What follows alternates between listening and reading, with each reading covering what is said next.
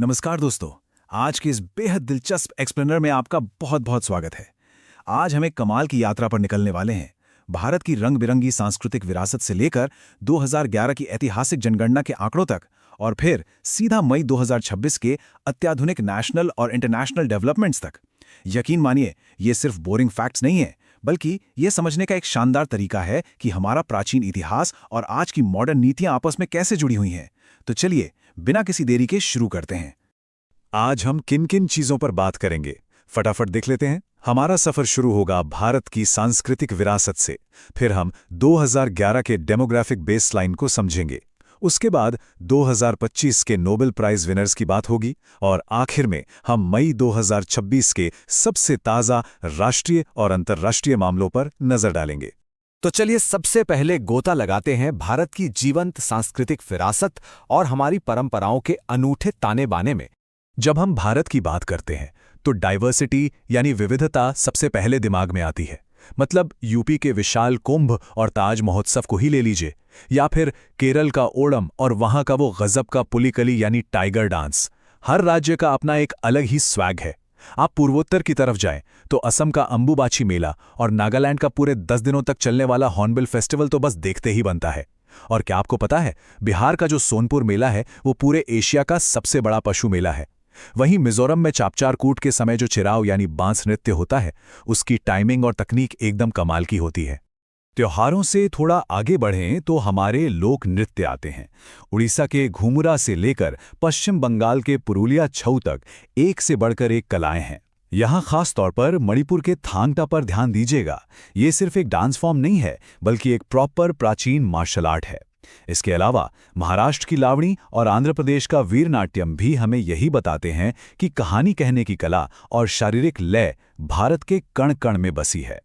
Okay, अब इन रंग बिरंगे उत्सवों से निकलकर थोड़ा हार्ड डेटा और नंबर्स पर आते हैं। चलिए 2011 के जनसांख्यिकीय आधार यानी डेमोग्राफिक बेसलाइन की बात करते हैं।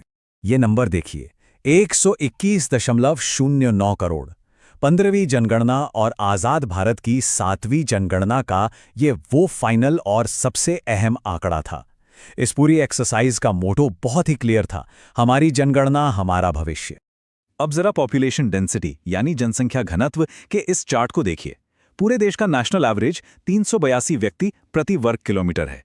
लेकिन चरम सीमाओं पर नजर डालें, एक तरफ बिहार है जहां यह आंकड़ा 1106 पर है, और दूसरी तरफ अरुणाचल प्रदेश जहां 1 स्क्वायर किलोमीटर में सिर्फ 17 लोग रहते हैं। जरा सोचिए, संसाधनों को बांटने और पॉलिसी बनाने में इस गैप का कितना बड़ा असर पड़ता होगा। इन्हीं डेमोग्राफिक एक्सट्रीम्स को थोड़ा और समझते हैं। केरला ने साक्षरता और सेक्स रेशियो दोनों में टॉप किया, जहां 1000 पुरुषों पर 1084 महिलाएं दर्ज की गईं। और मेघालय में पिछले 10 सालों में सबसे ज्यादा 27.9% की ग्रोथ देखी गई। लेकिन दूसरी तरफ बिहार में साक्षरता सबसे कम रही और हरियाणा में सेक्स रेशियो महज 879 था। पर सबसे हैरान करने वाला आंकड़ा रहा नागालैंड का, जहां पॉपुलेशन ग्रोथ नेगेटिव में चली गई, -0.6%। ये आंकड़े हमें साफ बताते हैं कि हर राज्य की चुनौतियां कितनी अलग अलग हैं। थोड़ा जनगणना के इतिहास में पीछे जाएं तो इसकी शुरुआत 1872 में लॉर्ड मेयो के टाइम पर हुई थी, और 1881 में लॉर्ड रिपन ने इसे प्रॉपर फॉर्मल रूप दिया। एक बहुत ही इंटरेस्टिंग फैक्ट है, 1911 से 1921 के दशक को द ग्रेट डिवाइड कहा जाता है। क्यों? क्योंकि यही वो वक्त था जब भारत की जनसंख्या बढ़ने के बजाय घट गई थी।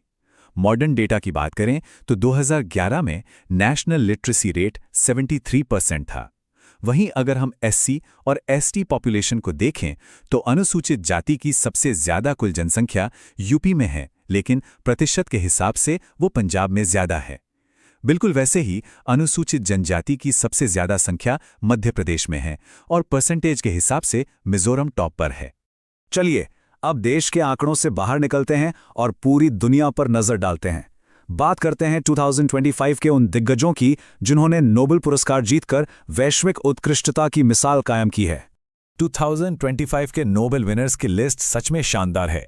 मेडिसिन की फील्ड में इम्यून सिस्टम टॉलरेंस पर कमाल के काम के लिए वरुण, डेल और कागुची को सम्मानित किया गया। फिजिक्स में क्वांटम टनलिंग जैसे मुश्किल टॉपिक के लिए देवरोट, क्लार्क और मार्टिनेज की टीम बाजी मार ले गई। केमिस्ट्री का प्राइज रॉबिन्सन, यागी और कितागावा को उनके मेटल ऑर्गेनिक फ्रेमवर्क के लिए मिला। लिटरेचर का नोबेल हंगरी के बेहतरीन लेखक लाज़लो क्रास्ना-होर्काई के पास गया और पीस प्राइज जीता वेनेजुएला की लीडर मारिया कोरिना मचाडो ने। आखिर में इकोनॉमिक्स में मॉकिर, अगेन और हॉविट को उनके मॉडल्स के लिए चुना गया।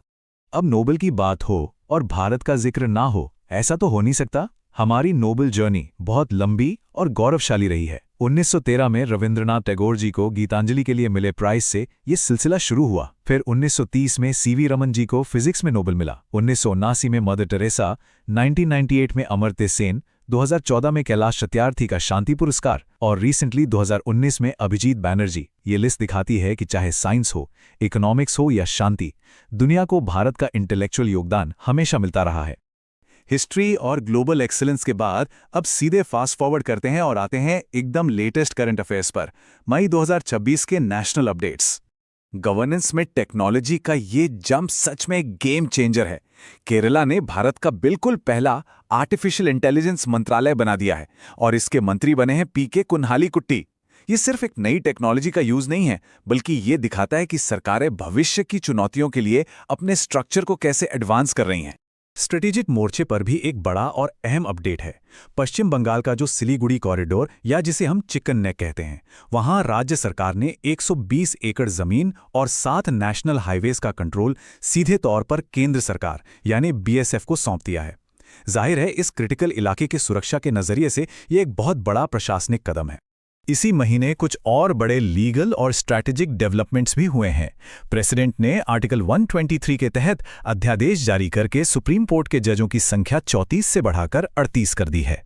एक अन्य कानूनी फैसले में इंदौर हाईकोर्ट ने मध्य प्रदेश के धार में स्थित 1034 ईस्वी के भोजशाला परिसर को वाग्देवी का हिंदू मंदिर घोषित किया है। अगर हम अपनी खोई हुई विरासत की बात करें तो नीदरलैंड ने 160 साल बाद 11वीं शताब्दी के चोल वंश के अनमंगलम ताम्रपत्र भारत को वापस कर दिए हैं। और हां, नीदरलैंड के साथ ही भारत ने गुजरात के खंबात की खाड़ी में दुनिया का सबसे बड़ा मैन मेड मीठे पानी का रिजर्वॉयर कल्पसार प्रोजेक्ट बनाने का समझौता भी किया है। इनोवेशन की बात करें तो वाइल्ड लाइफ और टेक का एक गजब का कॉम्बिनेशन देखने को मिला है। झारखंड के पलामू टाइगर रिजर्व में इंसान और हाथियों के टकराव को रोकने के लिए पहला एआई पावर्ड रिसर्च सेंटर खुल गया है। उधर असम के काजीरंगा में इंडिया का पहला सैटेलाइट टैग्ड गंगा सॉफ्टशेल कछुआ छोड़ा गया है। इसके अलावा कुछ अहम अपॉइंटमेंट्स भी हुए हैं। वीडी सतीशन केरल के 13वें मुख्यमंत्री बन गए हैं और आधार कार्ड से जुड़ी संस्था यूआईडीएआई के नए सीईओ के रूप में सौरभ विजय को नियुक्त किया गया है। ओके, अब अपने देश की सीमाओं से बाहर चलते हैं और इंटरनेशनल न्यूज और स्पोर्ट्स की दुनिया का एक क्विक राउंड अप ले लेते हैं। ग्लोबल डिप्लोमेसी की बात करें तो प्रधानमंत्री मोदी को नॉर्वे के ग्रैंड क्रॉस और यूएन की फूड एंड एग्रीकल्चर ऑर्गेनाइजेशन द्वारा एग्रीकोला मेडल से सम्मानित किया गया है। यूरोप से एक बहुत बड़ी खबर है। फिनलैंड ने दुनिया का पहला न्यूक्लियर वेस्ट वॉल्ट मतलब परमाणु कचरे को सेफ रखने की तिजोरी का अनावरण किया है। और मिडल ईस्ट में अली फदील कादिम अल जेदरी इराक के नए प्रधानमंत्री बन गए हैं। लेकिन इसी बीच एक बहुत ही सीरियस ग्लोबल हेल्थ अलर्ट भी जारी हुआ है। वर्ल्ड हेल्थ ऑर्गेनाइजेशन यानी WHO ने कॉन्गो और युगांडा में एबोला वायरस के बुंडीबुग्यो स्ट्रेन के फैलने की वजह से हेल्थ इमरजेंसी डिक्लेयर कर दी है। ये एक ऐसा इंटरनेशनल क्राइसिस है जिस पर इस वक्त पूरी दुनिया की नज़र बनी भी है। और आखिर में बात अचीवमेंट्स की। ताइवान की यांग शुआंगजी ने अपने उपन्यास ताइवान ट्रैवलॉग के लिए 2026 का इंटरनेशनल बुकर प्राइज जीत लिया है। स्पोर्ट्स में ईस्ट बंगाल FC ने इंटर काशी को हराकर अपना पहला ISL खिताब जीता। गुजरात में हुई एशियन वेटलिफ्टिंग चैंपियनशिप में चीन नंबर 1 रहा और भारत 10 मेडल्स के साथ 11वें नंबर पर। एक ऐसा रिकॉर्ड जो आपको हैरान कर देगा। नेपाल के कामीरीता शेरपा ने 32वीं बार माउंट एवरेस्ट पर चढ़कर एक अकल्पनीय इतिहास रच दिया है। इसके अलावा 12 देशों के साथ एक बहुत बड़ा मिलिट्री ड्रिल एक्सरसाइज प्रगति 2026 मेघालय के उमरोई में पूरा हुआ। तो इस पूरे एक्सप्लेनर को देखने के बाद एक बात तो साफ है, हमारी जड़ें हमारे पुराने सांस्कृतिक उत्सवों और ऐतिहासिक डेमोग्राफिक्स में गहराई तक धंसी हैं। लेकिन साथ ही Bharat AI ministries, satellite tagging और इंटरनेशनल स्टेज पर भी अपना लोहा मनवा रहा है। अब जाते जाते एक बहुत ही जरूरी सवाल आपके लिए, हमारी इन प्राचीन सांस्कृतिक जड़ों और एकदम अत्याधुनिक AI जैसे विकासों का ये जो संगम हो रहा है, क्या ये आने वाले दशक में वैश्विक मंच पर देश की दिशा को पूरी तरह से बदल कर रख देगा? इस बारे में सोचिएगा जरूर। आज के इस एक्सप्लेनर में हमारे साथ जुड़ने के लिए आपका बहुत बहुत धन्यवाद।